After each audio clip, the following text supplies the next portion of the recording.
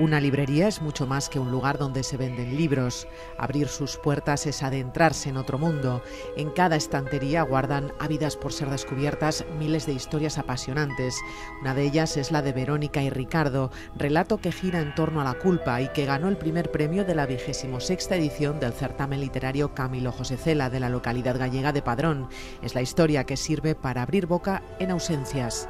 Fue un poco el que me dio pie a pensar, bueno, pues a lo mejor esto que he contado en este relato también, esta temática la estoy desarrollando en otros textos, y a partir de ahí empecé a escoger los 20 relatos que van a componer este libro. Sí, es un poco una carta de presentación a lo que te vas a encontrar. El relato de entrada, creo que también el orden es importante. Cuando estamos hablando de libros de relatos, el orden en el que están escogidos los relatos.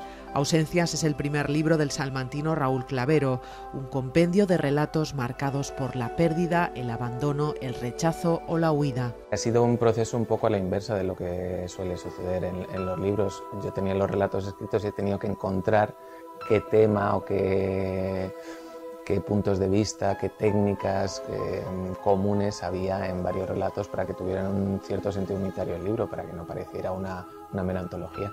Y bueno, al leer varios me di cuenta de eso, que en muchos relatos trataba el tema de algún tipo de ausencia, por la falta de un padre, de un hermano, este tipo de situaciones. Yo creo que también me representa un poquito a mí. A mí, y yo creo que un poco a la gente. También nos definimos por lo que nos falta. Me parecía como primer libro una apuesta interesante. Raúl Clavero cuenta a través de una veintena de relatos cortos premiados en distintos certámenes la tragedia que se adivina y late detrás de cada ausencia, la del hijo perdido en Los pasos pendientes, la del hermano con el que perdiste la inocencia en Cajas. Cajas es doloroso, porque cuenta la ausencia de un hermano pequeño.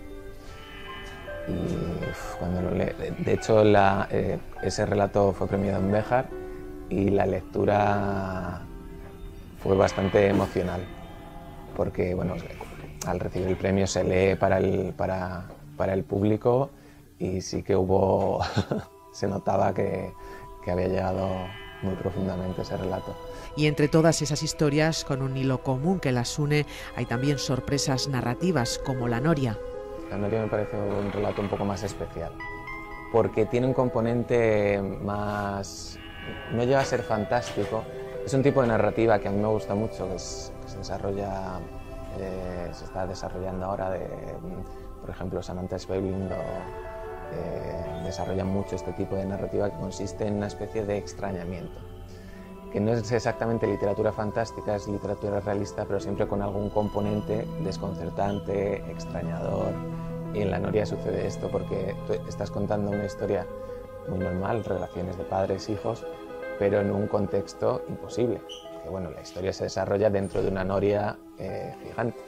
En Ausencias encontramos un sello personal, la presencia de Salamanca con escenarios recreados y también tintes autobiográficos en el relato Bibliografía. Y Bibliografía trata de la historia de cómo una persona se convierte en escritor, y sí que hay algunos aspectos, pero no es así en todos en realidad. Si es que si acabas escarbando, te acabas encontrando a ti mismo en todo lo que escribes.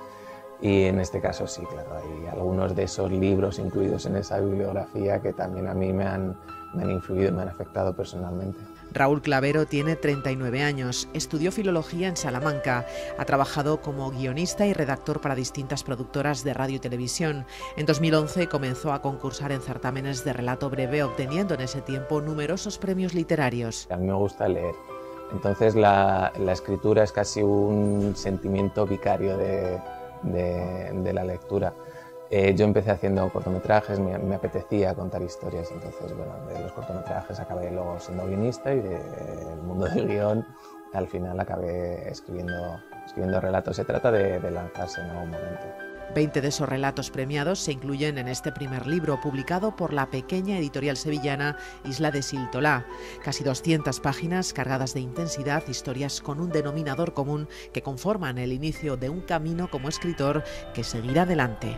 A mí me interesa mucho más el relato corto como escritor y como lector. De hecho, leo casi exclusivamente libros de relato. A la larga,